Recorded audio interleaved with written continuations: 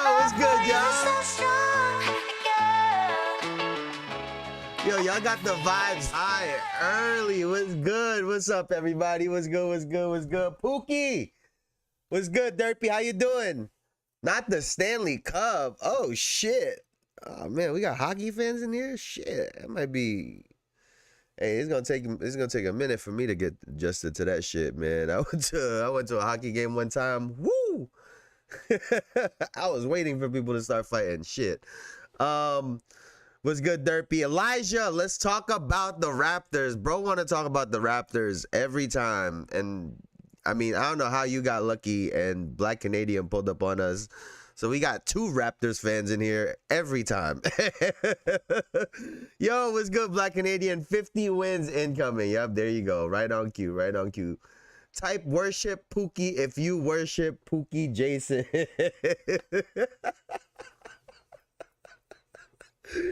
What's good, y'all? What's good? What's good, man? How's everybody's weekend, man? How's everybody's weekend?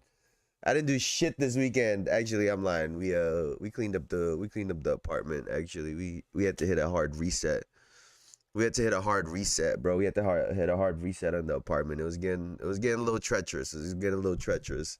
But I wasn't playing on my Steam account, but I was playing a little 2K. I'm not gonna lie. I was playing a little 2K. Trying to figure that shit out a little bit.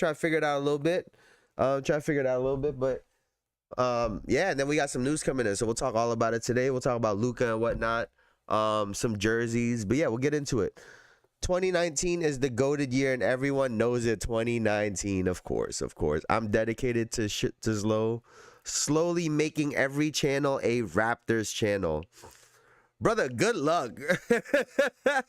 hey, if you accomplish that, hey. Do you? If you accomplish that, good shit. Propaganda. Yup. I mean, that's what we do over here, man. But welcome to another episode of the Jayson Estrera podcast, where we talk about basketball as accurate as possible. Shout out to DJ Khaled. Now, listen, man. I love watching these like press conferences, man. So we'll just start right off rip, man. The big news over the weekend is Luka Doncic, superstar.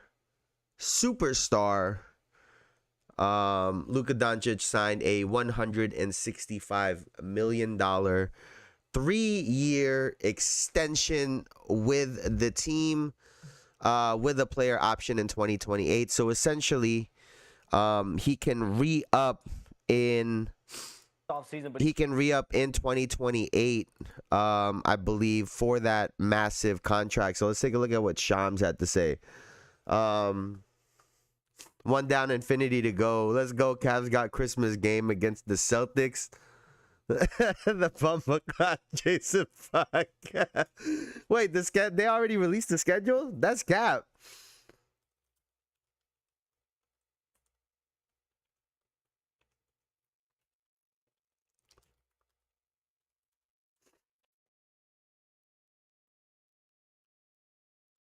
Is this fake news? This got to be fake news, right?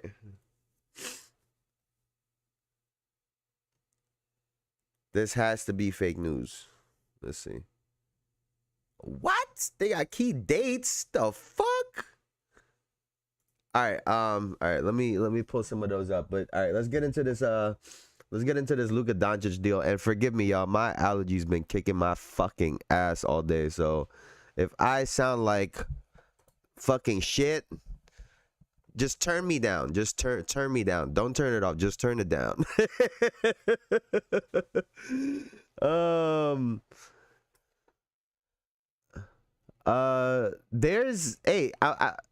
just kidding. Haha. Hey, there's some shit over here. Here, we'll take a look at this in 1 second, but let's first look at the real news. We have breaking news. Breaking news. Sports Center senior. Wait, hold on. I don't know about y'all, but that sound will forever be iconic. That bro, that shit forever rings off in my brain. Forever, bro. I feel like it releases a little bit of dope. Get a little bit of dopamine every time I hear that shit, but let's carry on. NBA insider Shams Charania joining us now. Shams, what can you tell us? Jay, Luka Doncic, the All-NBA star for the Lakers, has signed a 3-year, $165 million max contract extension. He was set to be a free agent next offseason, but he commits to a 3-year extension now. And this is 6 months to the day that he was traded in 6 February months to the day. Lakers in arguably the most stunning sports deal ever. And this is a massive change for Luka Doncic. Being in Los Angeles, it's been an emotional last 6 months. He commits now to the Lakers through the next 3 years. And Jeannie Buss, Rob Pelinka, the owner Mark Walter, they've built a close rapport with Luka Doncic and his inner circle to get him to commit here. And now Luka Doncic, he's going to be the face of this Lakers organization moving forward. When they acquired him in that trade, they wanted him to be the face for the next decade. And already this offseason, I'm told he's recruited Marcus Smart, DeAndre Ayton to the Lakers. And most importantly, Jay, about the money as well. In that trade, he lost out on a Supermax contract with the Mavericks this offseason. But in 2028, he's going to have a player option in that deal. He can opt out of the deal and sign a projected 5-year, $417 million contract that would then allow him to recoup all the money that he lost in that Supermax that he missed out on this offseason. So Luka Doncic is committed to the Lakers, 3 years, $165 million today. Bro, that is $83 million a year. 83 mil a year is insane. Not gonna lie, Bronny not being as the 15th man in the roster is crazy. Is it really not? Is he really not? Let's take a look at that.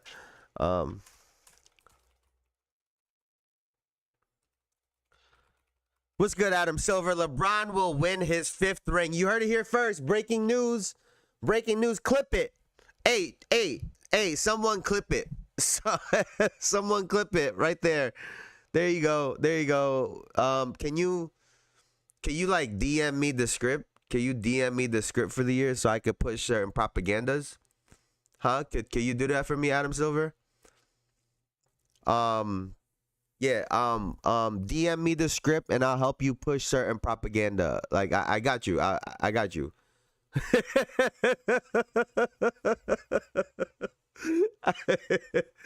80 mil a year plus all the Backstreet Boys concerts. Hey, a simple life for a chill dude. That sounds like a vibe. Thanks, Mr. Silver. I know, man. I know. We're getting breaking news. Hey, a Shams bomb. We're getting the atom bomb.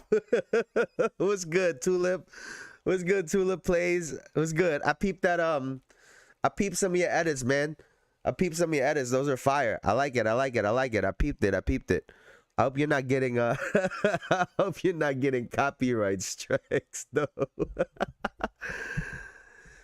Adam, please ensure he doesn't win MVP. See, that's hate. See, that's hate. That's hate. Hey, that's crazy. That's hate. Hey, hate don't look good on you, Black Canadian. Hey, hate don't look good on you. If he win one, what would he have? 4? Raptors propaganda. Tulu plays. What'd you play? Tulu plays has been posting NBA edits. It's just the Tulu plays been posting NBA edits, and I like them. They're fire. Here, let me take a look. I'm trying to take a look at this. This is 24-25. I need their current.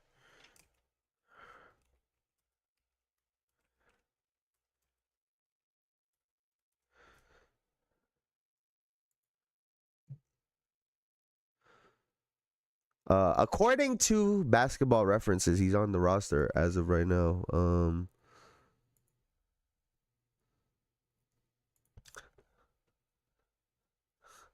Okay, yeah.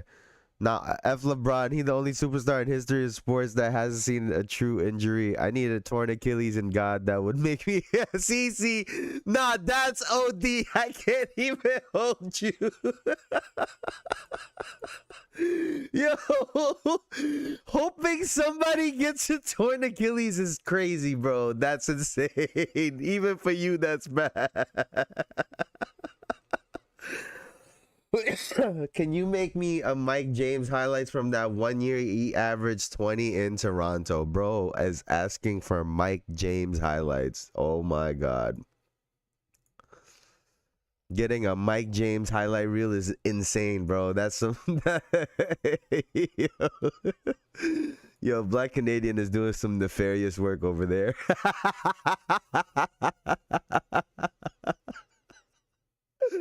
Yo, you on some shit right now. Year after the next one.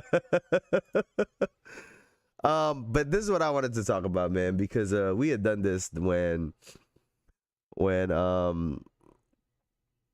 whatchamacallit, I had done this when the first press conferences happened with Luka and whatnot, and I wanted to highlight. All right, I'll open it up. I wanted to highlight this part because I had to watch Kobe tear his Achilles and die, bro.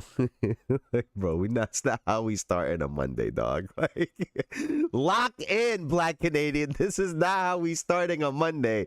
Lock in, bro.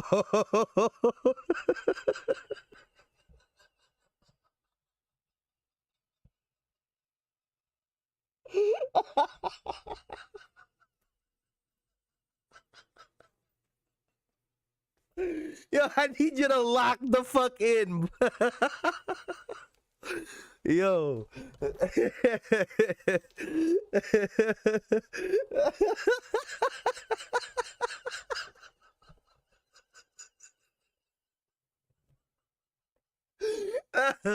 But on a Monday is crazy though. Like, it's not even like a Wednesday. Like,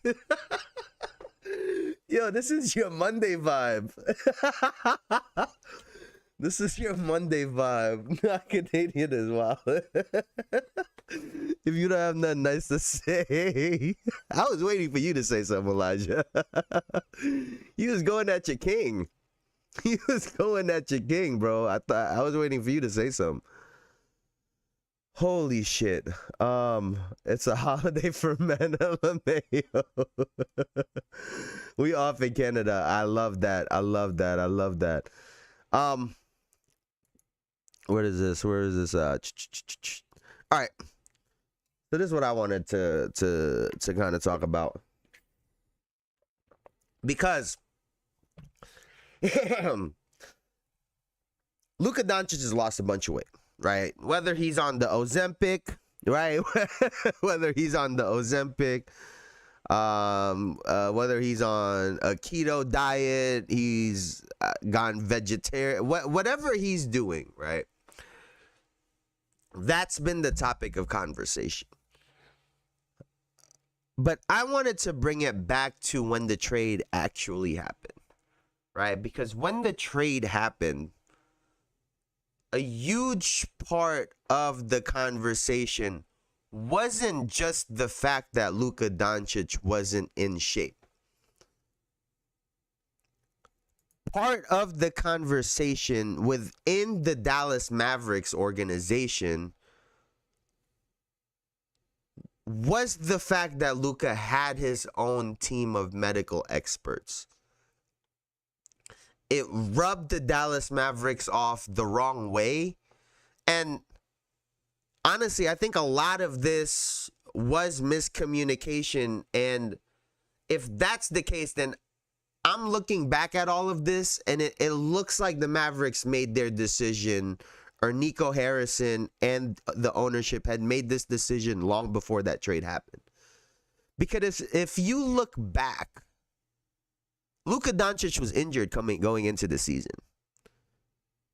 It's not good that you are out of shape coming off of an injury, but it's also sometimes it happens, right? And so complaining about his level of fitness And then also now bringing in the fact that you don't like the fact that he brought in his own medical team. You don't like the fact that he's consulting them and not just going through you guys. That whole thing became a real issue. And I wanted to highlight Rob Pelinka, because I think Rob Pelinka is the GOAT. Like, I think Rob, I was gonna let bro have it, but he keep wishing negativity. No, I'm with you. But Rob Pelinka just master puppeteering this, right? Master manipulator. Like, he is just manipulating this entire situation so well, in my opinion. And I wanted to look back at some of the first things he said during the Luka Doncic introduction. Let's take a look. Children in Shanghai or Sydney, Lakers powerful. The Europe, you see, have one of the games. It's a convergence of the NBA and basketball has never seen before. Superstars play for the Los Angeles for her tremendous support and vision and helping this day become a reality. The second person I want to thank is anytime there's a trade or a transaction, there has to be a partner. And I want to thank the Dallas Mavericks, led by their GM, Nico Harrison, who was also very instrumental in bringing this opportunity to us and then staying true to the negotiations throughout, where it could be culminated with the trade being finalized and Luka Doncic, Maxi Kleber, and Markieff Morris becoming members of our team. So wanted to thank those two people. And now we'll start with questions. The other day, you noticed somebody was talking to him. Just thinking of I want to know.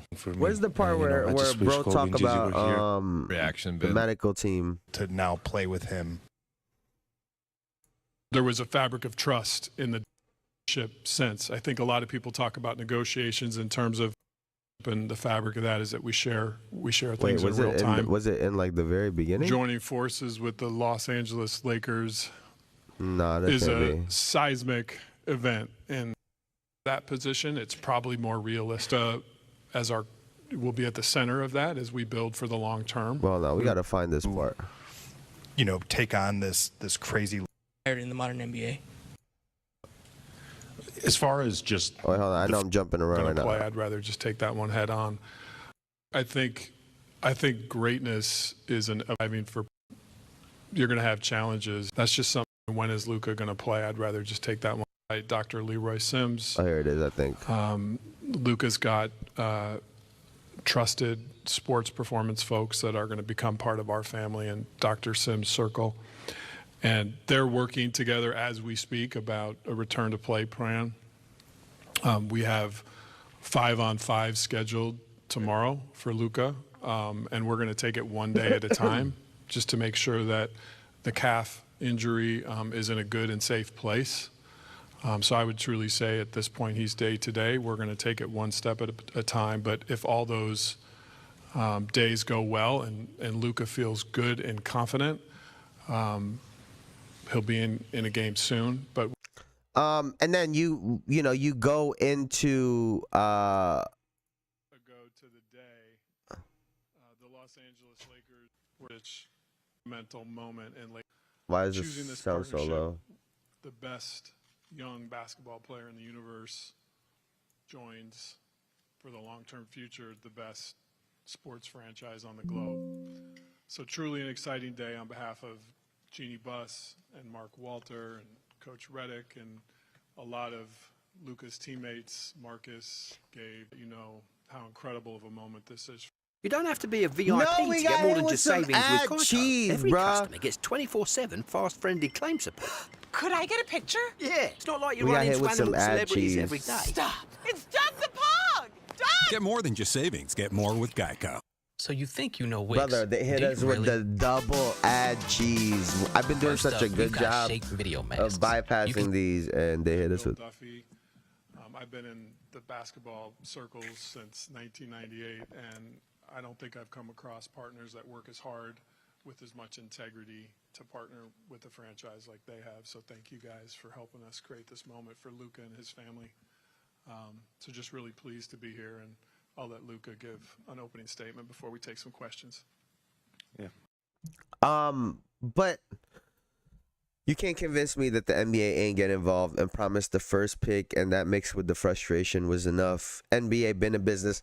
That's not even what I'm getting at right here. Like, that's not if you think anything otherwise about the NBA at this point, that's on you, right? That's on you. What I want to talk about is Rob Pelinka, right? Rob Pelinka inherited all of these quote-unquote problems that came along with Luka Doncic. And the way he has managed this entire situation has been a masterclass. An absolute masterclass.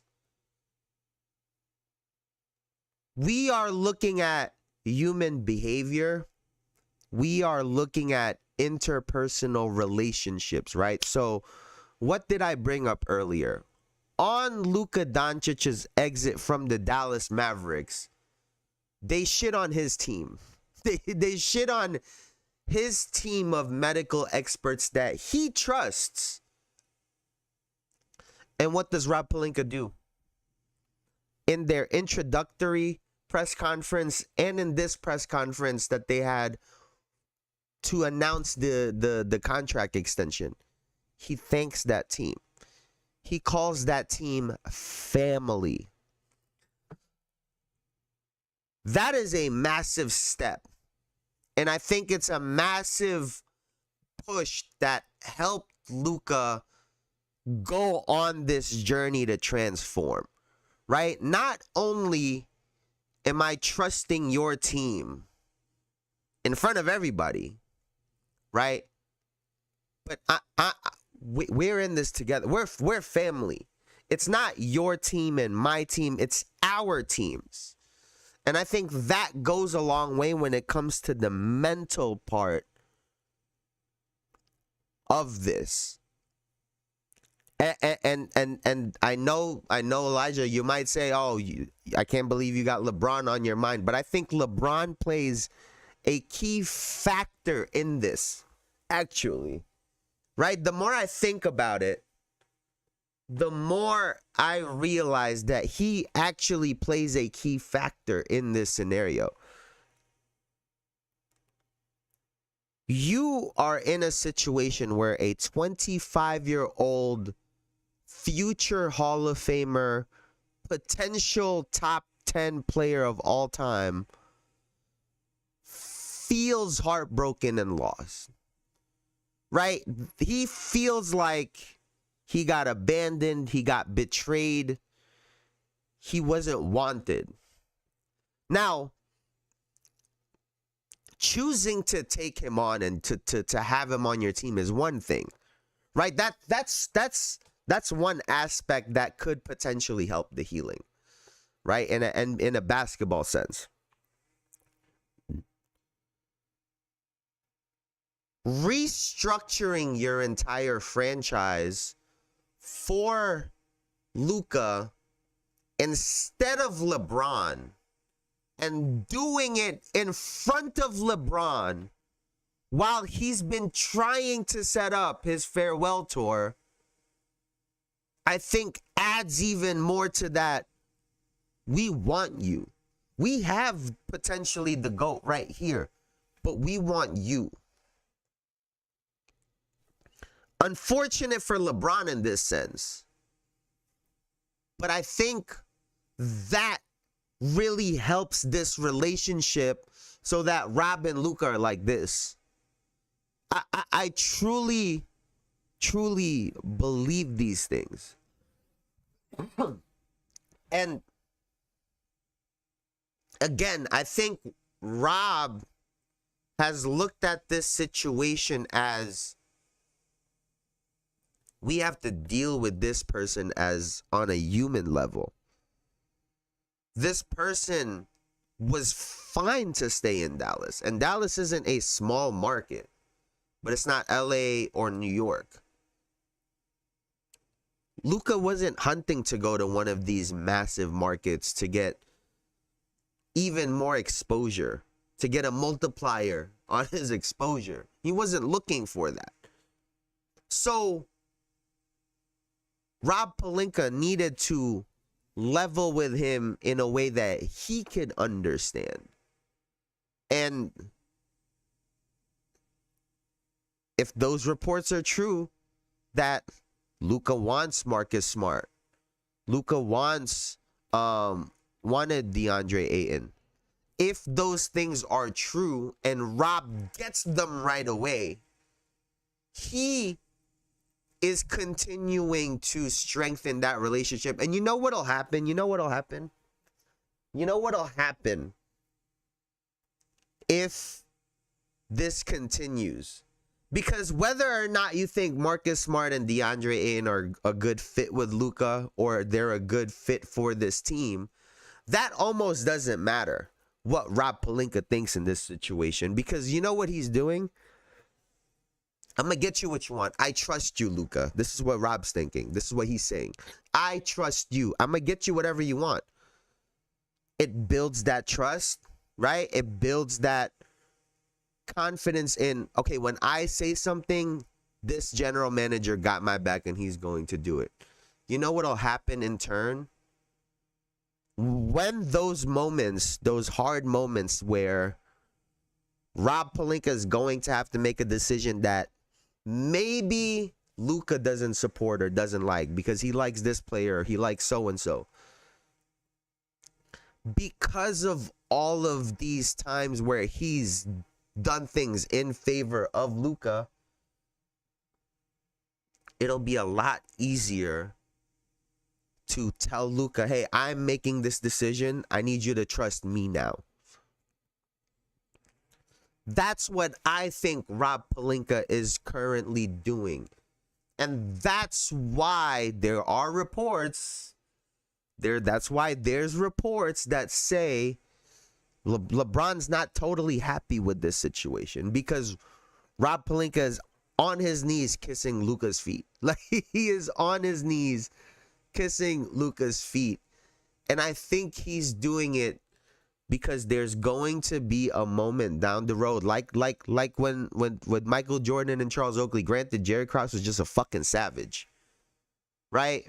If you saw The Last Dance, you saw what that relationship was like. I think Rob Pelinka is trying to build a different relationship. But at the end of the day, Jerry Krause needed to make a tough decision, which was get rid of Charles Oakley, who was a close friend and an enforcer for Michael Jordan. But he needed to do that because of what he thought was right. And it worked out. I'm just that high on Luka right now. Good player, but has a lot to prove and is a defining moment in career. Is a summer photo. I'm not getting high on it, especially when most his issues come from his head. Brother, 34, 9 and 9.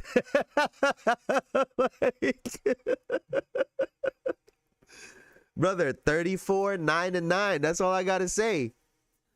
And even last year, with all the games he missed because of injuries, that's why I brought that up earlier. Like, people are acting like he was just missing games for no reason. Like, he was injured. He been injured.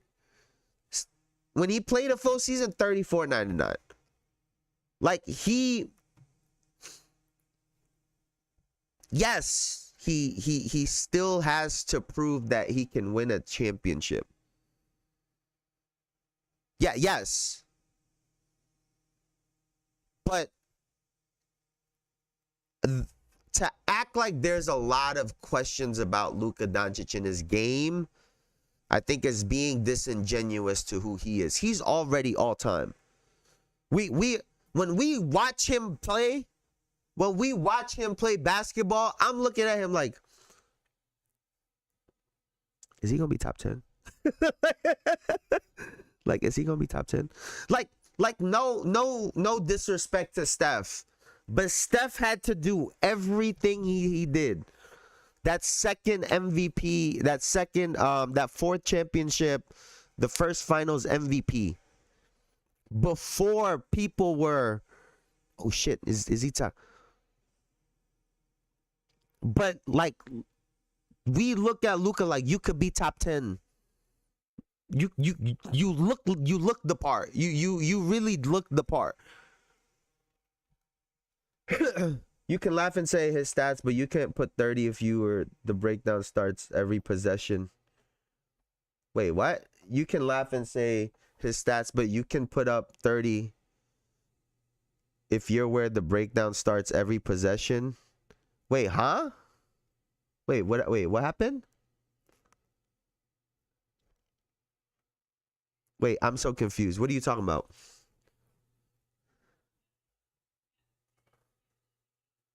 If you fall asleep multiple times to lose important games.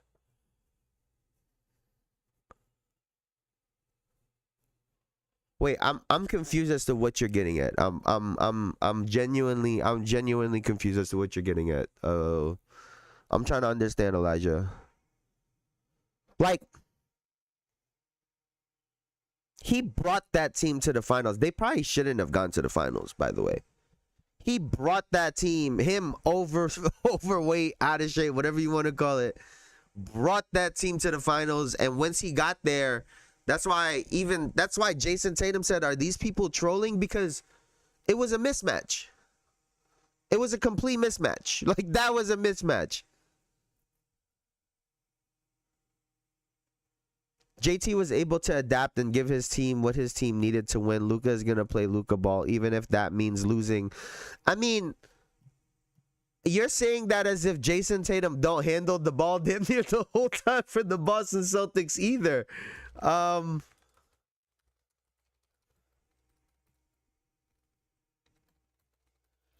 was his usage rate last year?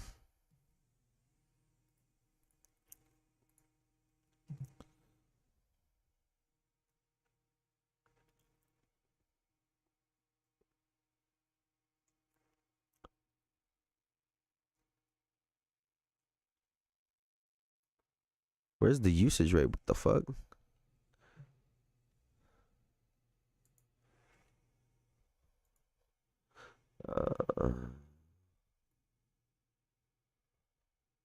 Where is this number? I'm trying to find it.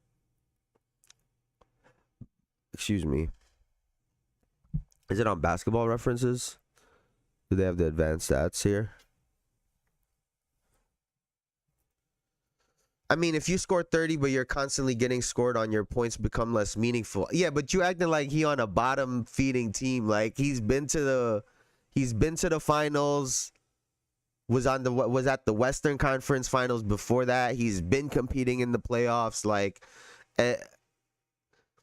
yes, just like every other player, he has holes in his game, right? Just like every other player, he has holes in his game, but let's not act like he damn near by himself. He's Jokic, just a little bit shorter. Like, he not by himself carrying these teams.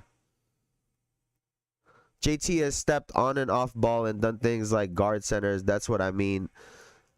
Yeah, but that's the part though, right? Like, everybody got their own role. Like, just because you are doing that don't mean that I got to do that in order for us to win. That's what the point of having a team is. Right? Like, that's the point of having a team. That's the point of having a general manager and a coach. Yes, Luka Doncic can get better on defense, but I think some of the expectations that people have are unrealistic. He's not going to all of a sudden go from the Luka Doncic that we've seen to an all-defensive player outside of propaganda. That's not happening. But if he needs a little bit more defenders or a system that can help him, that's just what he needs. But at the same time, Jayson Tatum also isn't averaging 34, 9, and 9. And you could say, oh, based on the possessions or based on the opportunities. Well, I've always been of the belief you're not getting those opportunities for a reason. You could say whatever you want, if, ends, or what, but you didn't average 34, 9, and 9. That's just how I feel about that situation. And y'all know I've been critical of Luka in the past still. But you can't deny what he does on the basketball court. Like, you just can't deny it. Right? He's a good player, but controlling what you can control is an expectation. Wait, what? Controlling what you can control is an expectation.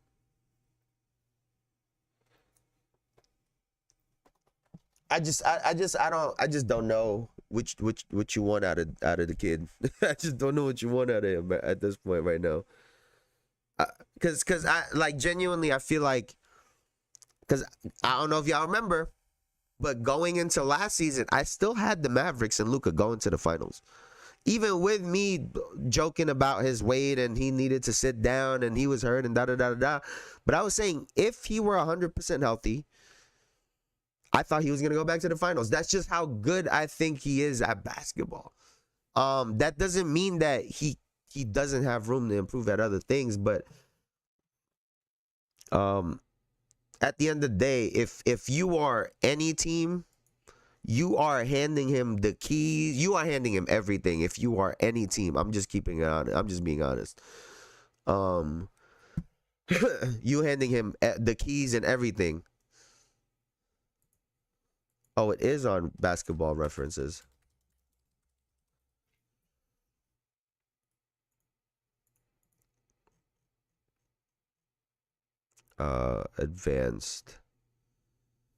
Advanced statistics.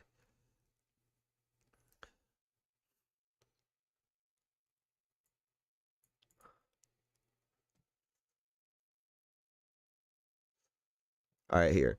And obviously Luka's percentage is more, but it's not like plus 10 in the usage rate. See, Jayson Tatum 31.2, 30.2, 32.7, 32.1, 30.8. Those are his usage ratings compared to Luka. 33.9, 36, 37, 37. And granted, obviously, like we said, a different point guard, a different player. Right, but they're also playing a different position. We call Jayson Tatum a point forward, but Luka is literally the point guard. He's literally the point guard. Not to have lapses like falling asleep on the last possession of big games. All right, how about when we saw Shai Gilgeous-Alexander literally give up offensive rebound after offensive rebound and put back after put back through like the first 3 games of the NBA Finals. And mind you, he was the MVP of the season, brought his team to the NBA Finals. Again, I'm not trying to downplay what Luka is doing. I just think we hyper fixate on it. Like when it comes to Luka, people are either one or the other.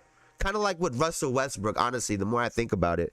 It's either you hyperfixate on the stats or you hyperfixate on the defense or the lack of defense. And listen, I understand that he needs to be better, but let's not act like this don't happen. Like we saw Shai Gilgeous-Alexander literally stand there and do absolutely nothing and let Pascal Spicy P. Siakam get put back after put back in the NBA Finals. And they lost games too. Like imagine the Mavericks was going up against the Indiana Pacers. No disrespect to the Indiana Pacers, dog. Like, come on, bro. It might have been it would have been Christmas for Luka. That shit would have been Christmas. Christmas. Absolutely. If you put that Pacers team against the Dallas Mavericks team in the year before, Christmas. Christmas. Oh my God. Luka might have averaged 40 that series, bro. What?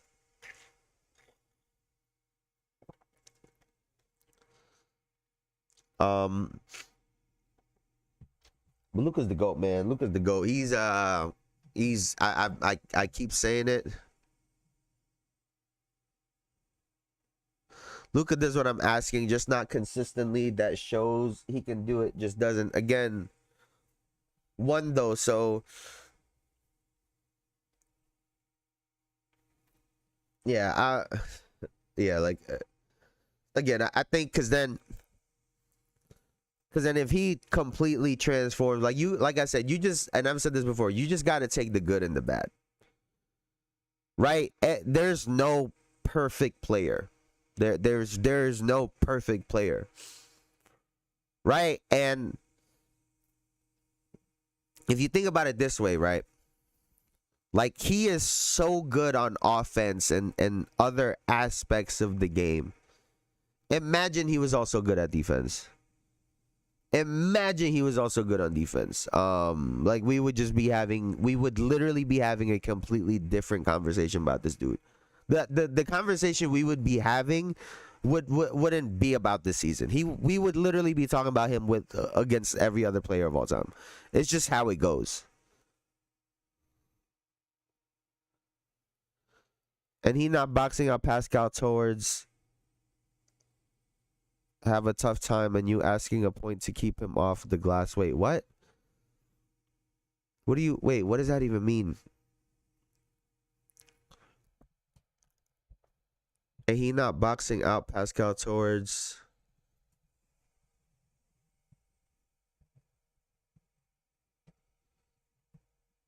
I don't know what that means, brother. I'm not gonna lie to you, Elijah. I don't know what that means. But this guy is goated, bro. That guy's goated. He goated for real. Why is my thing keep like twitching?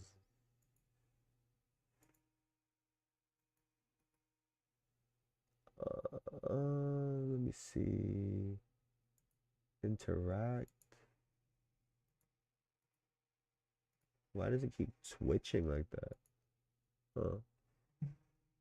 Maybe my internet keeps like cutting in and out or some shit, but I feel like my my overlay keeps twitching. But anyway.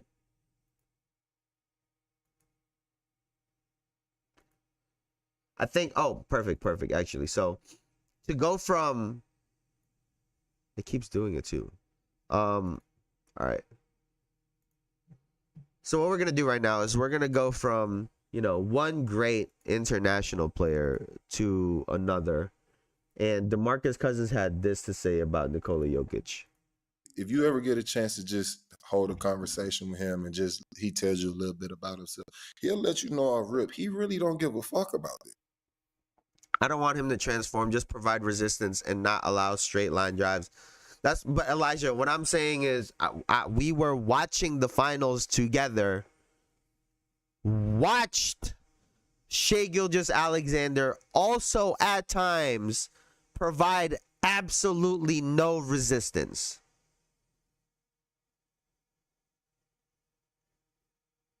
Like it happens. It just happens. It don't make him any less great. Listen, they be doing a lot.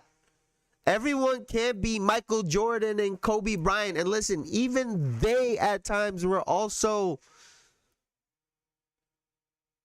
and they were all, they also had to take their praise. I never to call and questioning MJ or Larry's want and hunger, and that means something. Have you ever watched 82 games of a year for them, an entire season in real time? I mean, none of us have. Let's keep it a buck. Let's keep it all the way a buck. That is the big difference, right? And I think I wanted to point that out because I think that's a massive difference. And I've mentioned this before. A big difference when we talk about what's currently happening in real time versus the past is We are watching everything in real time. We are watching game to game, full games, possession to possession. We can we can put your mistakes under a microscope. Versus us watching a game in 1988 in real time, every single game. We only have highlights now.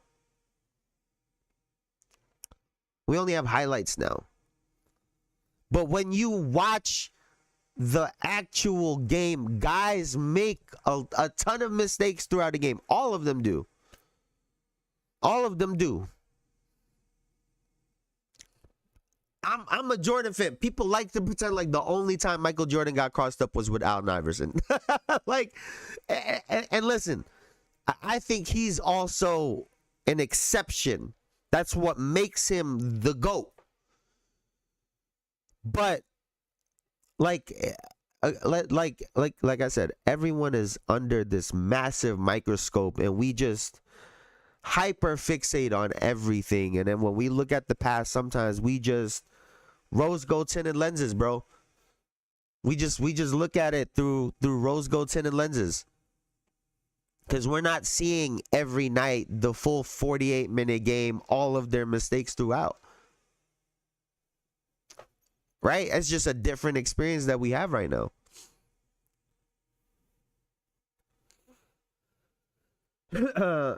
Shea also been a decent defender in the past seasons. Okay, let's just say Steph, Bron, KD, and Russ never had to question them. Bro, I mean, look at that Miami Heat team. Like, yo, the teams that they were on when they won championships compared to that Luka championship team was stacked. It was stacked.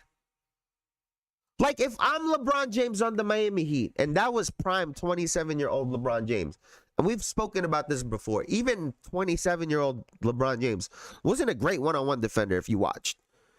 There's some people that'll have you believe that LeBron James was this one-on-one lockdown defender, and they'll always point at the Derrick Rose series. But LeBron was more of a help defender. He was an unbelievable help defender. In one-on-one scenarios, great one-on-one players can get him, even at 6'8", 260, 6'9", 260. But how much defense do you truly believe LeBron James had to play when he had Dwayne Wade, Shane Battier, Birdman, Chris Bosh? You got Mario Chalmers coming in. You have Norris Cole. All defenders. Every player I just named are all defensive players. All of them. So how much defense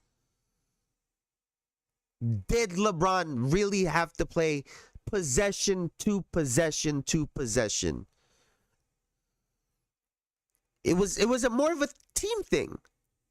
All right, Bron, you go get your 29. You go get your 38 and 8. We'll figure it out. We'll spot up. We'll cut. We'll do the defense. You go get your 38 and 8. Steph Curry, they were literally hiding him on defense. That's why they got Andre Iguodala. That's why they got Draymond. That's why they got these players. Leandro Barbosa, underrated defender. Sean Livingston, underrated defender. They all had defenders. Klay Thompson, defender.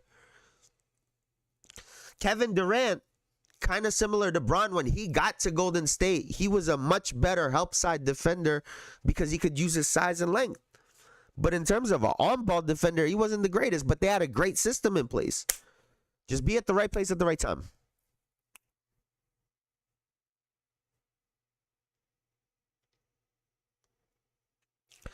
You cannot help. You cannot have help. That's fine, but control what you can control. That's what I'm saying. I don't want Luka to go guard and try to put up 40. I just want him to control what he can and guard his yard.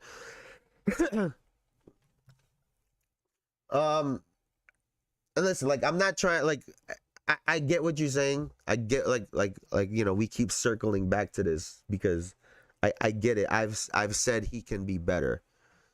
But again, like I you brought up those couple of names like like some of these narratives are just that, narratives. Right? That's purely what some of these things are. Right? Like when Kobe was winning his championship, there's a reason Meta World Peace got brought in. There's a reason Meta World Peace was brought in. There's a reason they had a Derek Fisher. There's a reason Trevor Ariza was coming off the bench doing what he was doing. Hey, listen, you doing everything on offense, big dog. Hey, you doing everything on offense, big dog. Hey, we got most of the game. And I think for Luka, because he spoke about it, right? Because he spoke about it in terms of the conditioning, having the stamina to really perform later in the game is going to be a big factor, right? To your point, Elijah, because we brought this up before, you simply being in the right spot can prevent a lot, right? You being at the right spot at the right time can prevent a certain pass, can prevent a certain shot, can prevent a player from driving. Right? To the naked eye, sometimes it could look like, oh, that person took a bad shot, that person did this and that, not noticing the person was creeping up in the back and the player saw that. So yes, there is an extent where that's important too, right? But again, it's a team thing. If your teammates are also constantly getting beat off the dribble, and it's putting you in a bad spot to have to constantly rotate, that's also a problem, right? That's also a problem. So I wonder if it was here where he talked about it. Let's take a look. Rachel Nichols went right at him. That you're in. What do you think you're going to... Hello. What do you think you're going to be able to do more easily on the court in the kind of shape that you're in? What are the main areas of focus that you want to be able to do better? I would just say a little bit of everything. Obviously, a little bit faster. But I don't know, just trying to help the team, condition-wise. Obviously playing a lot of minutes, a lot of games, so I think that's going to be the best for me. So much of defense is energy and effort. How do you think the shape you're in That now follow-up was so quick. well? That follow, hey. She was like, hey, motherfucker, you ain't answer my question. Let me repeat myself. Because I don't think you understood my question. I think way better. You obviously got Marcus, so he's going to teach me some things.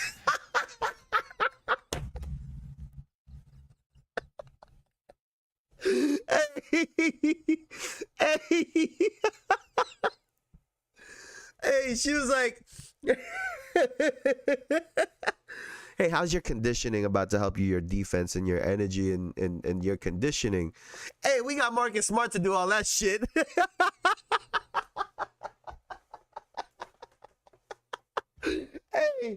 Hey, I got in better shape so I could drop 40. Are you kidding me? Fuck all that playing defense shit. I'm here to drop 40. Hey, if I drop 40 and there's a defensive breakdown, I swear on everything, you better not look my way. If I'm averaging 40 a game and we talking about my don't look at me. Yo, how's your fitness and the shape that you're in about to help your, help your defense in this team? Yeah. I don't know if you heard. This is what Luka really meant.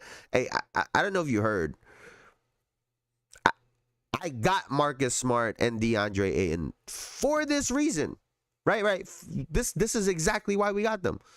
One on the perimeter, one in the paint. I'm good. Hey, listen, I got the corner guy. I got the corner dude. Hey, we're chilling. I'm dropping 40. What's happening? That's what he wanted to say.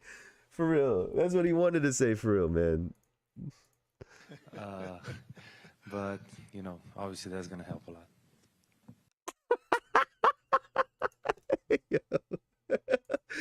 Oh, maybe I'm just in a silly mood, but that's funny, man. That's so fucking funny, bro. Hey, so how you think it's gonna help? Yeah, we got Marcus Smart. So we got Smart. Yeah. We got Marcus Smart. Oh, so we're back on all over the place. All right, so let's listen to what DeMarcus Cousins had to say about Nikola Jokic. Like, he doesn't care at all. This is like his second or third, like, favorite thing to do. Maybe third or fourth. Like, it's most games where he's, you know, dropping one of these crazy styles. He probably doesn't even want to be there. And that's the scary part about all of it. Like, that's crazy. No, it really is. When I was with Denver, you know, our lockers were next to each other, and you know, I don't remember who at the time had signed an extension, but you know, I'm like, such and such signed it for his money. I'm like, man, yours gonna be crazy. He was like, you know, cuz I honestly think I might retire after this contract. I said, and leave $300 million on it. Wait, so first of all, do you guys think that that Jokic said, you know, cuz? Hey, cuz, you think that's what he said for real? So man, you out your mind. I said, and leave. He was like, you know, cuz I honestly think I might retire after this contract. I said, and leave $300 million on the table. I said, man, you out your motherfucking mind, man. Like, I said, sign the contract and just get fat at worst. Like, pass up on the Yo, DeMarcus Cousins got the keys. He know the trick. $300 million. Like, no, you can't do that. No, don't do that. He like, cuz I just want to go lay in my I believe he called it like a valley or something like that. I just want to lay out there with my horses. I'm like, yo, them horses gonna be there, bro. Go get your 3, huh? Get more horses. Go get the 300, bro. Like, this dude, man, like I said, cold-blooded, bad dude. I do see a lot of similarities in that game. I think he's a way better passer. I think he's a better shooter. I think he's cracked the code even more as far as the unathletic type players that are still able to dominate the game. There's been a few in our league, and I feel like it continues to get better and better. And you're starting to see it from, you know, not only the guards and guys like Jalen Brunson, but also the bigs, like Jokic. So I'm always a fan of the guys that can't rely on the athleticism and really have to depend on, you know, savviness. So, you know, him and Luka, and you know, kind of what you were just talking about there, Elijah. Like, what would you rather have? Like, this guy don't even care about basketball. Like, I get that he want a chip, but like, you get a guy that genuinely don't care versus a guy, another person in Luka who seems to really, really love this game. And maybe he loves, you know, one side of the court a little bit more than the other side, but he really, really loves this game. But I think that's what makes these overseas players so different. For these overseas guys, the attachment between the NBA player and the NBA celebrity are completely detached for these overseas guys. For them who are, you know, for these guys in Luka and Jokic who dreamed of going to the NBA, they dreamed of playing. Versus the guys who, these American-born players who, the lines are blurred between the NBA player and the NBA celebrity. Right? There is no detachment between those two things. And these young players coming up, when they think NBA player, it's not just the championship, the ring, it's before it was a lot to think about the shoes and the endorsements deals. But now it's also, oh shit, I'm gonna get to go to this party. I'm gonna go meet this person. I'm gonna go try this. I'm gonna do this. Now it's all of that extra stuff that these guys are playing for. And you know, when you think about the way these international players have performed, think about when if you were going into a game, right? If you were going into a basketball game and you're not thinking about the Sports Center highlights necessarily, you're not thinking about where you're going to go after, who you're going to see, who you're going to this, that, and the third. All of that extra stuff that comes with off the court, with being an NBA player. Think about how much easier that game is for you to play when you're just thinking about basketball. That pressure to perform, it's got to be a lot less. Because you're not constantly thinking about all of these ancillary things that have nothing to do with the game. And that's why you're getting triple doubles every fucking night from a guy that, by all accounts, don't care. Because there is no pressure. He's just hooping. He's just, he's not open. Like, he's not thinking about all of that extra stuff. It's cheesy, but it's for the love of the game. Like, it's cheesy, but it's for the love of the game. Chauncey Billups had that story. Let me see if I can pull it up. On one of his players.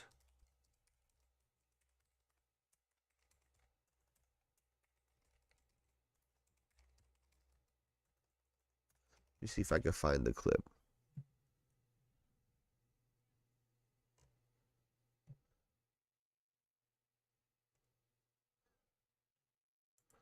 Here, I want to get the full context of it, so let's see. Let me pull this video up. And you know, I think what I'm getting at right now is the thing that pushes these players are just a little bit different nowadays. Like if you think about what has actually pushed Luka Doncic this summer, it has nothing to do with contracts. I mean, it has a little bit to do with contracts. But it has everything to do with trying to prove himself on the basketball court, because it was embarrassing the way he got sent out. So his driving factor and some of these European guys, what drives them is just a little bit different. So let's take a look at this. So you had the locker dudes room, that was on. Can't say the same things to them with the youngins. I can't say the same things to them. That you can the same way. Yeah. I can mean what I meant, but I gotta find a different way to say this with the youngins. Yeah, and that's just smart code. That's just you know, we were talking about human behavior. Like, you just have to really, you got to humanize people, man.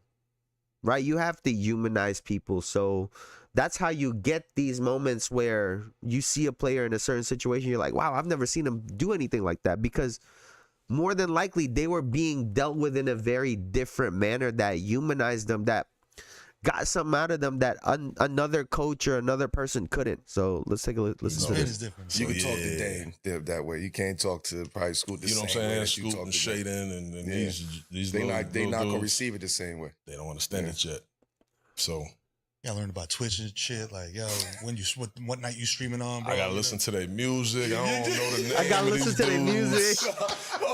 But that's some good coaching. Like, you really trying to tell, hey, what you listening to? Hey, let me try to listen. And you might not like it, but it goes such a long way in building a relationship with your players. And you don't have to go about it this way. We've seen Pop do it his own way. Phil Jackson, to try to relate and be relatable. Melo style always been fire. That's the GOAT right there. That's my motherfucking GOAT right there. But I love this, man. I love hearing this. That's what they own. I gotta meet him, though. I know you, dog. I know you. I know you. What's the... They got you out here playing Fortnite and shit? They gotta drive me crazy. I still don't know what that shit is in there, man. It's right around there. Man, turn that shit down. Oh, man, you ain't hear that? I'm saying, I fuck with the beat. Kendrick and Cole, and I learned he was from Portland from school. Eat or Yeet or something like that. Yeet. Is nice, like, you know what I mean? So Yeet's fire. That's what I fuck with Yeet music. I fuck with Yeet. W Chauncey Billups. Yeet fire. Yo, you got some that's Yeet. a juggle. Trying to you start. So you start, and I'm like, come. We need the story. And he like, talking about, man, it was really kind of old rebuilding, right? We like 18 at the half. I ain't even gonna say the kid name. Yeah. We're down like 18 at the half. He had a nasty dunk. We coming out for the third quarter. This motherfucker done posted his dunk on his joint. Stop it. At halftime. Yo, at halftime, bro, we down 18. You gotta optimize those numbers. Man, I grinded his ass up, man. What you do, though? Man, you know I grinded his ass up, man. Hey, first of all, Chauncey, I know you're not with the new shit, but pause. Right before, you know, I got to draw the play the first. I get wind of it. I said, hey, yo, bro, get the fuck back there and take that shit down off your joint, man. What the fuck is wrong with you, man? Yeah. My bad, coach. He run to the back. Now, I can't give it too much energy because I got to get this play together so we can get on with the shit. Fact. But that's where we at. Yeah. We getting bombed, bro. We down 18. Yeah. Hey, that's one of those situations where if you the player, y'all getting your ass beat. I'm not getting my ass beat. I gotta get these likes off.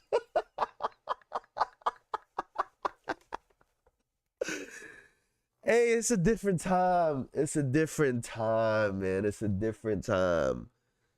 It's a different time. It's slightly different things that makes these guys tick, that pushes these guys. And as a coach, right? As a coach, you gotta adapt to that language. You gotta adapt to those behaviors, right? So when you ask something out of them, when you ask for more, it's not it's no hesitation, right? But that comes with building a relationship and building rapport and building chemistry, and it takes time. But you know, I do think that adds to, you know, that's why some of these guys, you know, I'm not saying that they're in the middle of a game thinking about some of these things, but that adds to the pressure, right? That adds to me, it adds unnecessary pressure to something that's already high stakes. But, you know, to what Chauncey said, that's the world that we live in now. Like, that's just what it is at this point. But how much longer do y'all think Jokic about to keep playing, man? How much longer do we think this guy's about to keep playing? Let me see.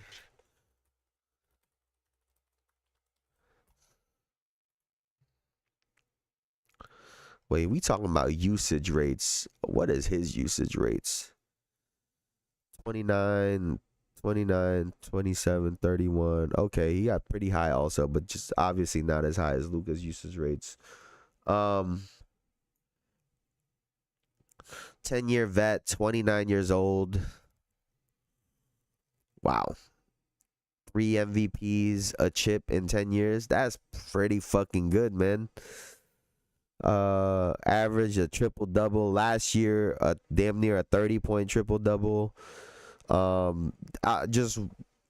hope he keeps playing. I don't see him playing till he's 40. One, I don't think he wants to break his body all the way down. I think he wants to have an able body, you know, as he gets older. And the way these bigs also, we've talked about it. The health of these bigs, you know, you gotta strike while the iron's hot.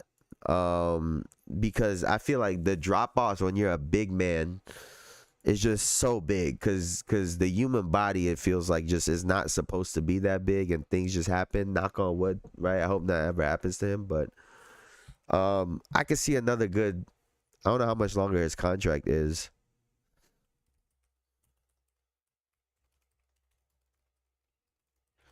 Let's see.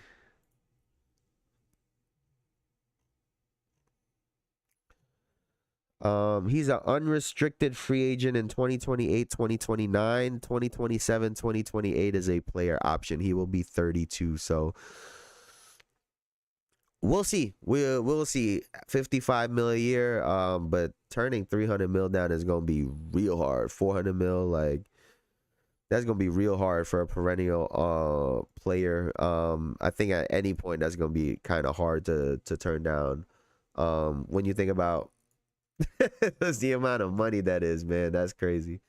But I wanted to talk about this, and then we'll look at Reddit.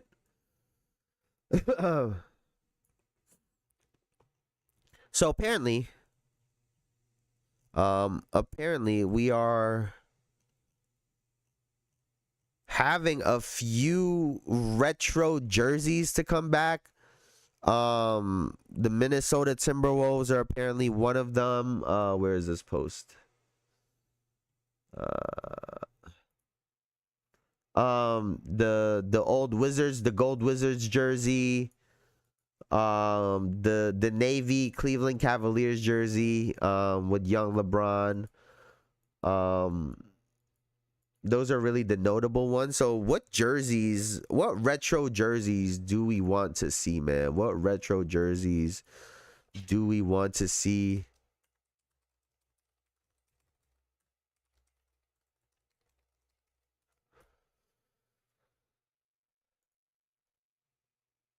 What are the...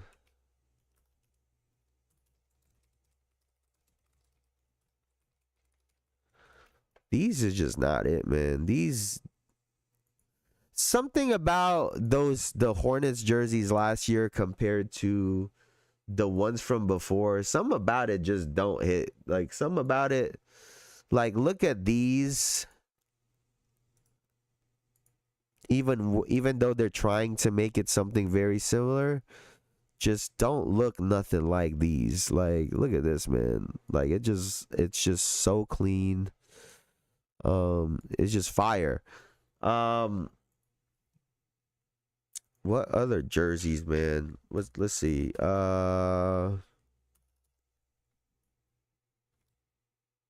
Honestly, they should bring back for the Lakers.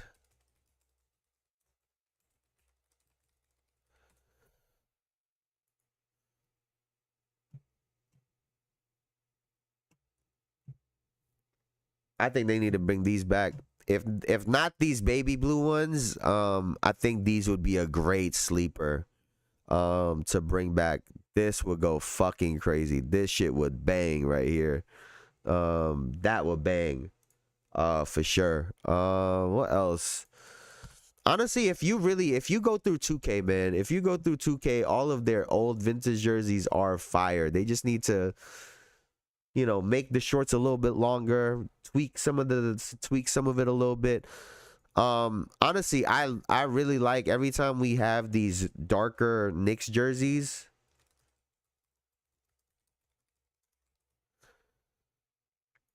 Not that one.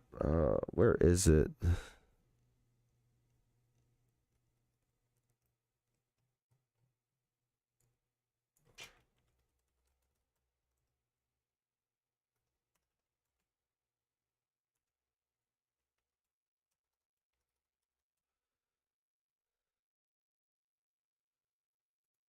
They need to bring these, bro. These would go fucking crazy. The dark ones, I think, are even better. But yeah, we gotta bring these, bro. These are tough. Oh, this would go, this would go so crazy. This would go so crazy. But what jerseys would y'all like to see, man? What other jerseys would y'all like to see? What else we got? The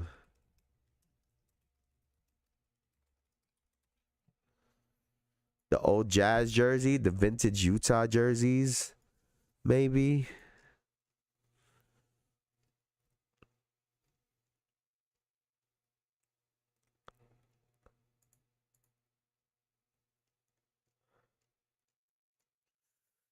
Can Oklahoma do old Seattle Supersonic stuff? I don't think so, right? I don't think they could do that. Cause that would go crazy too. But I don't think they could actually do that. Oh, these old. They're bringing back like the Miami Vice jerseys or whatever.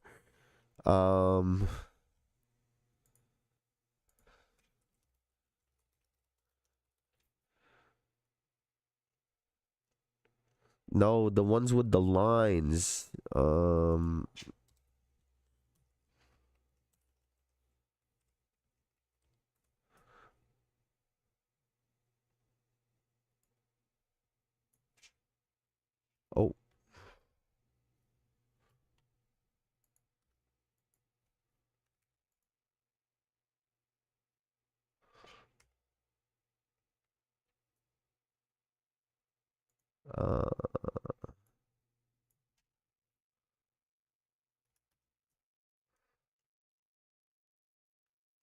Where is this?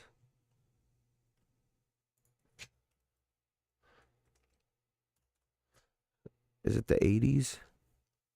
Bro, where is this fucking jersey right now? I'm tweaking. They got these old Heat jerseys that are fire, bro. I swear to God. It's not popping up right now. 70s, maybe?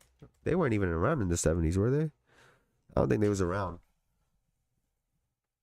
I don't even love those gold Washington Wizards one. They might as well bring back like some Bullets jerseys or some shit, man. Something different. But yeah, those are the jerseys that are coming back.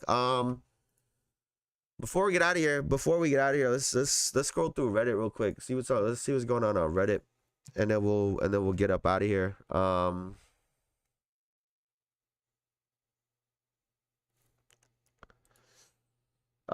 Scotto, De'Aaron Fox's 4-year, $229 million max contract extension with the Spurs includes no player option and no trade kicker. Pat Riley's going to love this contract in 2 years.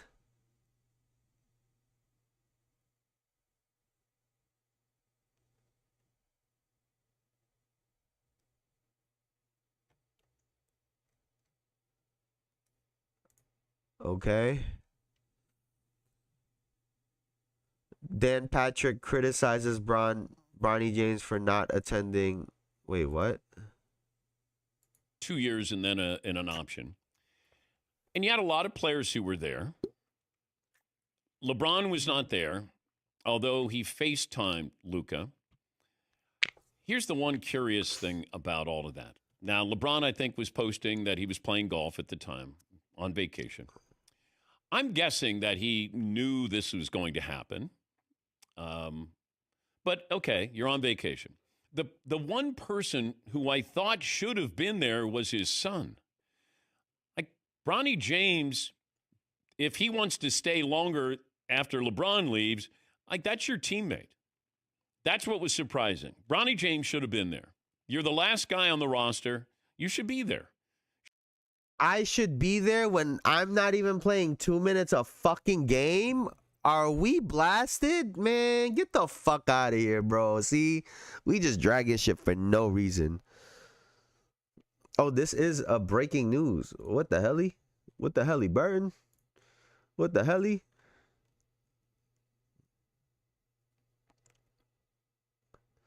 4-year, 229. Oh, I thought somebody was just saying some shit, but this is breaking.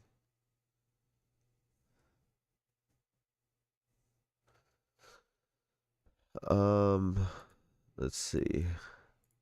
All right, cool. His future is through the 2029-2030 season. Oh, that could get a little spooky, especially because they have so many guards already. That could be a tough situation. They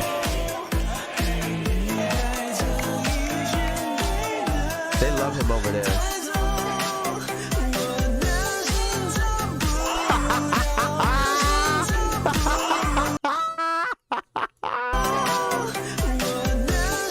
Yo, bro. Yo, bro, ain't that? Let's run it back one more time. Wait, can we slow-mo this?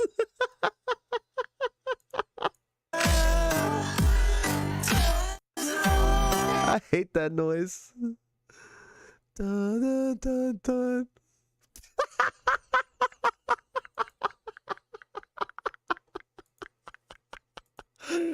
Yo, that's comedy. That's fucking hilarious, brother. Oh shit!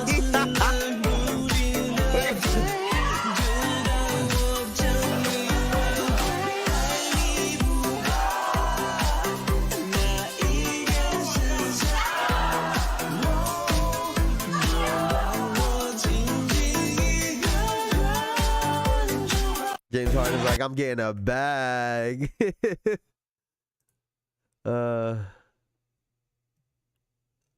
Oh shit. At a sports collectible convention this past Saturday, Giannis explained shortening his autograph to last a 15-20 year career. When fans yell all in Milwaukee, Giannis replies with a wink, all in Milwaukee, baby. Let's see. So this autograph, when I got drafted, I was very excited to be in the NBA. Yeah. I can barely hear this. I was working on this autograph for like 2-3 years prior to that, right? So I got drafted, I was excited. Somebody came by, I was like, hey, can you give me an autograph? I was like, yeah, sure. GA, and then I put the Kumpo basically. I did it a couple times. Maybe I did it the first like, I don't know, maybe like 1,000 autographs that I gave away. And then I was like, no, I can't be doing this for the rest of my life. Like, I want to have a long career. I'm going to play like 15-20 years in the NBA. I can't be doing these autographs. So, all in Milwaukee. So I had to stop. So now it's just like... All in Milwaukee, baby. All right, so let's see what happens. Let's see. Wait, what?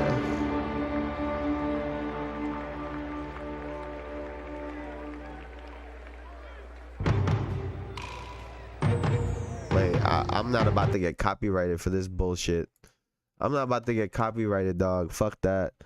Every player making $35 million plus this season who has never made an All NBA. Oof. Zach LaVine, $47 million, 30 years old. Jamal Murray, $46 million at 28. Lauri Markkanen, $46 million. OG Anunoby, 39. I'm pretty sure like these guys don't even have like all-star games, brother. Like Zion, Darius Garland, 39, Scotty Barnes, Franz Wagner. This guy's a beast. Michael Porter Jr. Oh shit, we got to talk about him actually.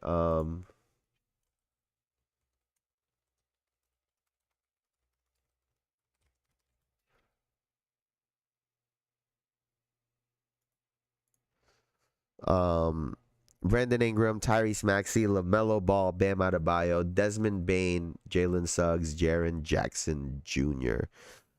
I had no idea Lauri made that much money. He's got a top 3 worst contract in the league nowadays after PG and Embiid. After being in so many trade talks because his previous contract was so good.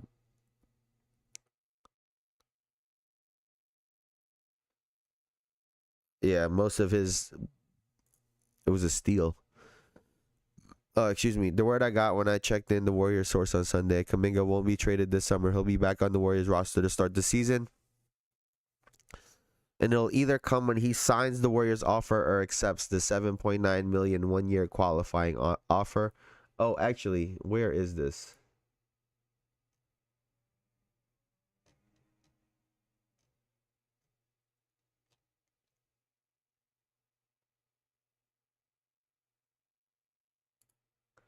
Where the fuck did I see that?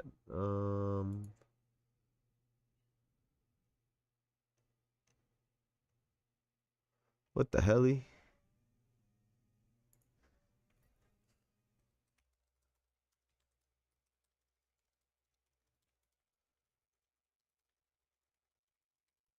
Where did I read this?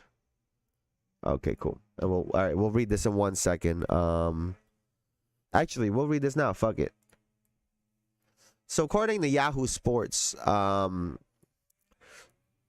the Golden State Warriors reportedly have a verbal agreement with 3 free agents. It's really 2. This is a very misleading headline. Gary Payton Jr. is a free agent, but he was also just on the Warriors. He is one of the 3 players that they are talking about in this article. The other players are Al Horford, and the other one is DeAnthony Melton. So apparently, they have verbal agreements with these players, but they are in limbo as the team's salary cap situation is directly tied to the unresolved status of Jonathan Kuminga. The Warriors are navigating a delicate financial terrain, particularly with the NBA's strict luxury tax thresholds and the recently implemented second apron regulations. These rules drastically limit roster building options for high-spending teams, and the Golden State must be careful about triggering hard cap restrictions. That's why, despite the reported verbal agreements, none of these signings will be made official until the Kuminga situation is clarified. Kuminga has become the center of Golden State's offseason drama, once seen as a foundational piece for the post-Steph era. He now finds himself at the heart of multiple trade rumors. There were these trade offers with extensions. However, in a sudden change of heart, the Warriors have reportedly shut down sign and trade discussions involving Kuminga, despite the rejection of a contract offer and the growing interest from rival teams. Golden State now seems intent on working towards a long-term solution that keeps Kuminga in the Bay Area. So,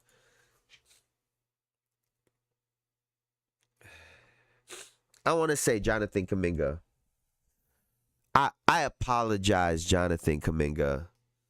I was not familiar with your game. So now it makes sense.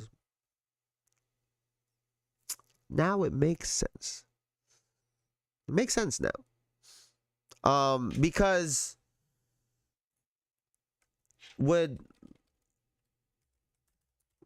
let's see this first.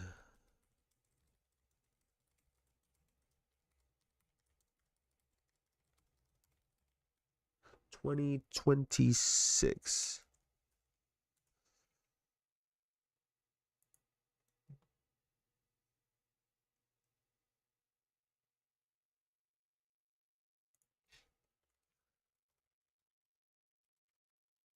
All right, let's take a look at what his contract is looking like actually on Sports Track. Let's see right here.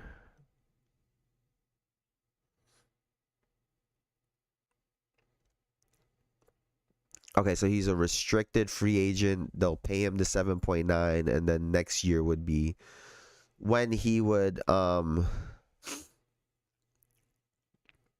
yeah, so he would be a complete unrestricted free agent next season at the end of next year. So the reason I'm saying I respect this is because they have dragged you along like a fucking rag doll. Right? They have dragged you along like a rag doll if you are Jonathan Kuminga. And now that I have an opportunity to hold you hostage, I will do so at my will. And that's exactly what's going on in this situation. Oh, there's deals that you guys have in place, and you need me to make a decision in order for you to move forward? Yeah, fuck you. Yeah, go fuck yourself is what I would say. And he obviously runs the risk of them, you know, putting him at the end of the bench, but they've already done that. So his value, in my opinion, isn't really going to change between this summer and next summer if he stays on the Warriors. His value is his value. And maybe he'll lose some dollars because of it, but at the end of the day, they've already hurt his value. I don't think they can really hurt it any more than they already have. A team will still look at him at, 23 years old and value that, right? 23, 24 years old. Yeah, someone will value that still and give him a chance, but I wonder if he's prepared to just sit this through and just eat it for the year, just so he could completely get out and give the Warriors absolutely nothing in return. Maybe that's the goal. Maybe that's what they're hoping for. Hey, let me eat another year into this whole Steph Curry shit. Every time I come in the game, I'm ISOing. Y'all don't make the moves that y'all want. And then next season, at the end of next year, I get to go to wherever I please. So that's what I think he's doing right now, and I commend him for it, man. A big fuck you to these guys that have been stringing you along for no reason, but I like it. Just got out the dentist. I have 3 cavities. I'm fucking weak, bro.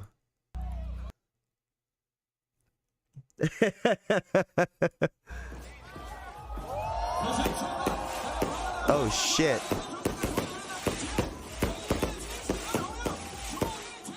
He's like, what is that? He don't even know what's going on.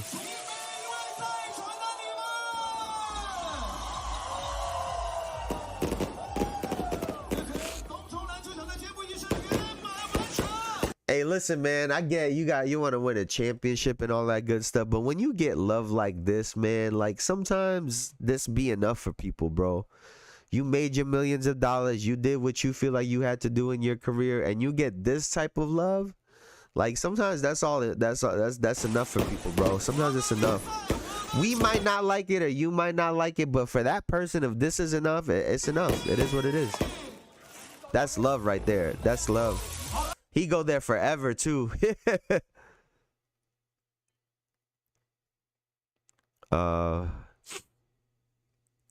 At what point did LeBron become universally considered a top 3 player of all time? That Cleveland chip.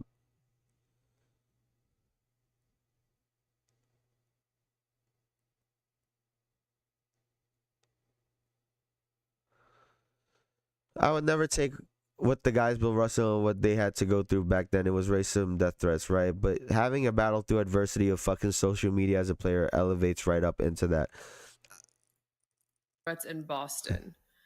So my question to you guys is, should off-court adversity factor into these debates? Should we be looking just beyond stats? Your thoughts. Kirk, we'll start with you. Here's my thing. I would never take what the guys, Bill Russells, and what they had to go through for us to be able to perform at a high level, Allie, or even be in the NBA, right? For the NBA to even exist. I wasn't there. But I will say everyone's had their own form of adversity. Back then, it was racism and death threats, right? But having to battle through the adversity of fucking social media as a player elevates right up into there when you talk about mental toughness. Nah, Richard, hear me out. I get it. Like people and listen, it's I get what Kendrick Perkins is trying to say. Right. You know, if you could try to get past the direct comparison and understand that there are people that are really going through it in this world, including players, right? Having the money and the access to everything isn't necessarily a good thing. We've seen it be a major problem for a lot of guys. You know, speaking of which, this was news. They said it took 1 week for them to find something on Michael Porter Jr. because allegedly he was spotted with a transgender model at a hotel in Taiwan. Apparently this was Michael Porter Jr. Allegedly, this was from a couple years ago. Mirror Media reports that a transgender model named Zhao A. La checked into a 5-star hotel with an NBA player a couple years ago. The publication obtained a blurred picture of the two together based on the characteristics. Fans have speculated that the player is Porter. Right here. He visited in September 2023, which gives some credence to this theory. So, and this individual, the transgender individual, underwent surgery in 2020. So, you know, like, whether this is true or not, I'm not trying to compare this to what people are going through, but let's say this is not true, and let's say this is not Michael Porter Jr.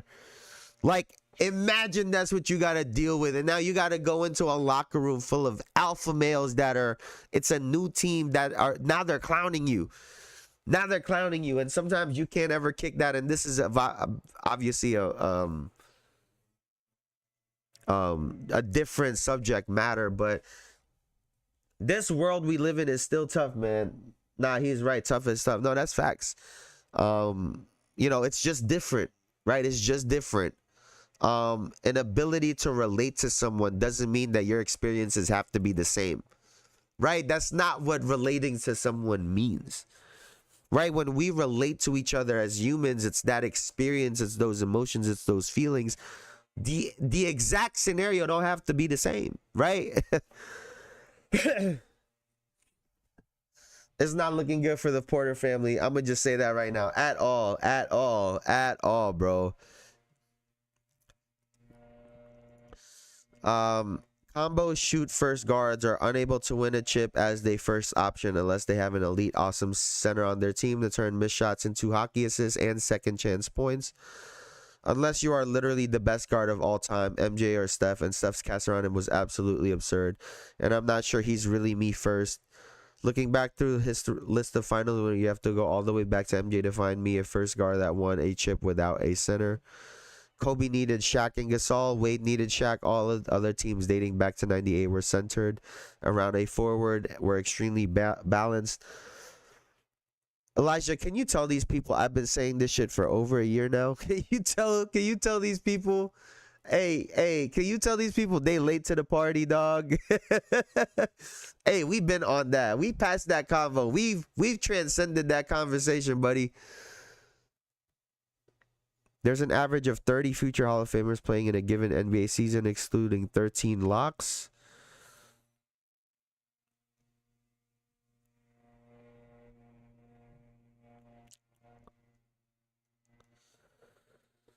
The correlation between the NBA and pickup basketball style of play. Naturally, the NBA is going to be a huge influence on the sports at all levels, but just curious on how the certified rec league legends feels about the topic. Having started really playing in the early 2000s, AI, arguably the most dynamic cultural influence of all time, and his crossover had a huge impact on the pickup style of play. Everyone had these big sweeping crossovers and elongated dribble packages. The most exciting thing you could do on the court was cross somebody over. Players were always trying to beat their defender off the dribble, usually in a more flashy fashion than today's game.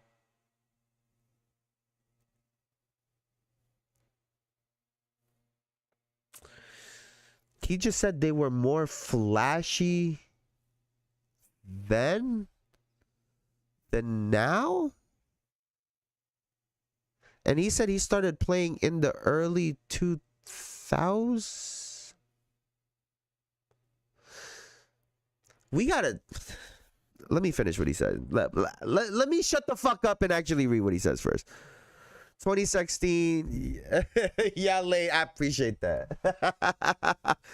Everyone just started pulling up from deep. I'm not sure why. I can't think of any specific player, but one day it was just common to shoot from 4 feet behind the 3-point line. Every time you went to play, you always had one or two guys just jacking up shots, rarely getting hot. They're probably the most annoying type to play with also, because they never did anything else like play defense or rebound, just get the ball and pull it from almost half court like they're the best shooter of all time or something. Today's game feels way cleaner, honestly. It definitely fits the positionless stereotype. Anyone with a basketball background can likely pass, shoot, rebound, and bring the ball up the court. I also think basketball IQ is higher. Players are much more willing passers, pass first, wanting to work the ball around and get an easy shot. I think the emphasis on efficiency has played a large role in this. If you took some difficult turnaround fadeaway shot, you might get some looks from your teammates like, why'd you take that? Because people know it's a bad shot. And if you had been patient, the team could have gotten an open one. I don't really know where the game goes from here. It feels pretty complete, but I'm sure it'll change again in the future. This guy is not watching basketball. Yo, what the fuck is this guy watching?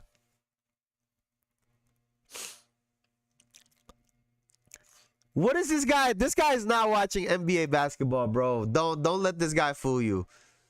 Yeah. Nah, he not watching no basketball, bro. I don't believe that.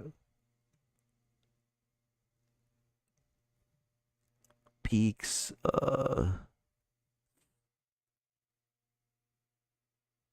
We not even having this convo, man.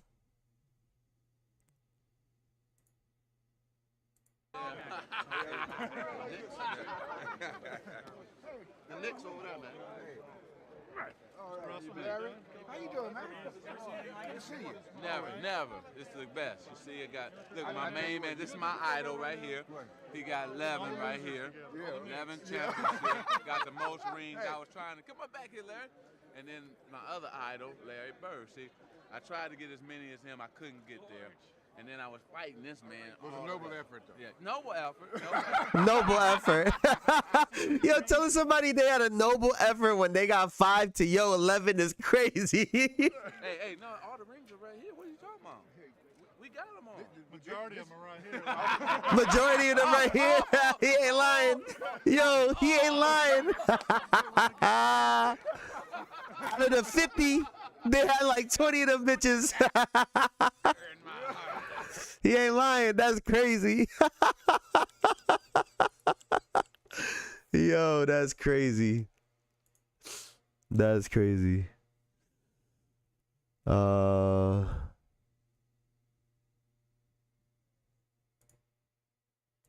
you leave until I check in regarding something else. Giannis, he's making waves this offseason, but tell me, what's the latest? Anything more there? As we sit here on August 4th, sources tell me there is nothing set in stone about whether Giannis Antetokounmpo wants to stay in Milwaukee or whether he wants to leave elsewhere. He's been evaluating his future this entire offseason. I reported way back in mid-May. My boy doing a lot of evaluating, let me tell you. His best fit is in Milwaukee or is it a trade elsewhere? That process has been continuing. There's been some real conversations he's having with his inner circle, from my understanding. And the one big question that is surrounding Giannis Antetokounmpo, that's surrounding his camp, is can he win another championship? Is this Bucks roster built for this upcoming season, for 2026-27, for him to win another championship, his second championship? We know how bad he wants to do that. And so only Giannis Antetokounmpo. Yo, I was having this, I was thinking this the other day, man. I was thinking the other day, excuse me, Giannis is very similar to Bron. I think, you know, there was that conversation a little while back, and I think it's kind of like fizzled out. LeBron is obviously far more skilled, and I think the IQ and just the feel for the game of basketball is just infinitely better. But, you know, in terms of using his athleticism and being dominant, scoring and passing and rebounding, Giannis is that. I think the difference is Giannis is just much more of a bully than LeBron was, right? I think that's just the massive difference. Yeah, LeBron is more of just a friendly person, right? And Giannis is, I think, just his mentality is more of a scorer, right? That's I think, in my opinion, that's the difference between the two of them. But imagine Giannis on that Miami Heat team. I'm not saying he would have been better than Bron, but that would have been fire. That would have been fire. No, he not. What you mean? Where'd you mean? Where would he even go? See, that's the question. I don't know where he would go. But Man, imagine Giannis on that like 2012 Miami Heat. That would have went hard. He would have had Wade. He would have had Chris Bosh. That would have been a banger team. That would have been a banger team too. I'm curious what would have happened. 176, 175, 2023. Headshots compilation. I'm fucking weak. The 2003-2004 Detroit Pistons held their opponents to under 70 points 11 times, including a 5-game streak. That's crazy. You don't think they're similar at all? There were so many comparisons to LeBron, especially when Giannis was on his way to his first MVP.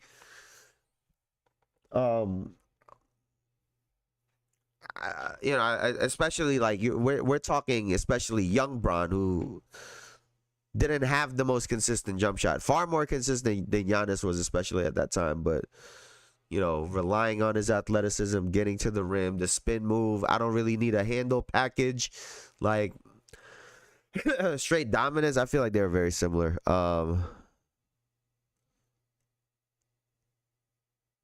They ain't really. Everyone on it seems like everyone on Reddit is doing the same thing as me and just deadass reminiscing about old NBA, man. That's what everybody's doing right now. But we had another long stream today. Oh, before I get out of here, man, one, please leave a like if you haven't done so already. So please leave a like if you haven't done so. I really appreciate that. But one, that's number one. Number two, Friday I will not be here. We will be away for the weekend. I won't be back till Tuesday, so I'll probably be live next Tuesday night.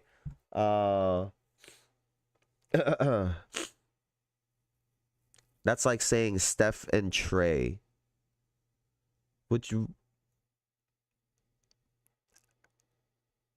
Okay, but both of them, like Giannis is basically a point guard. Like Giannis is bringing the basketball up.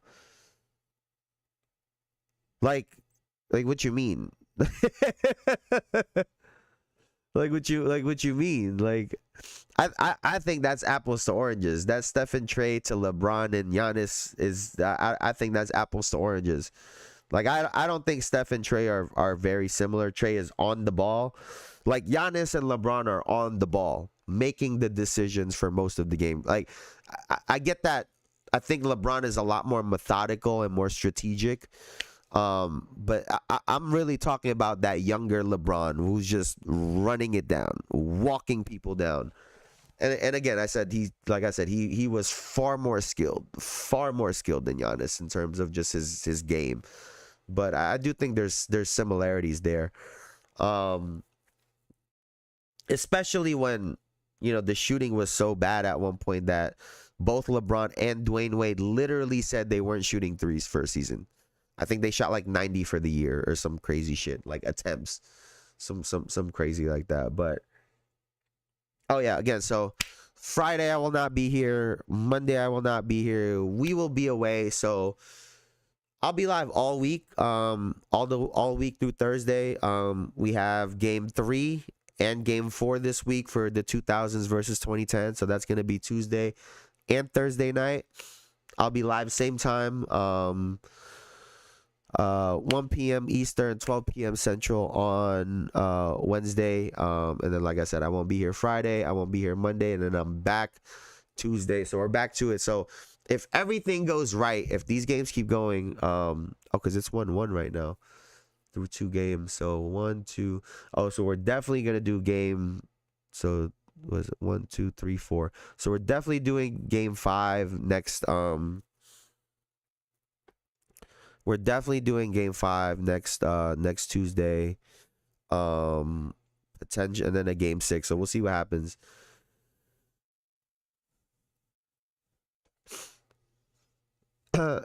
Giannis is not a point. But just because he don't do it as well, that's how he plays. He's the point of attack.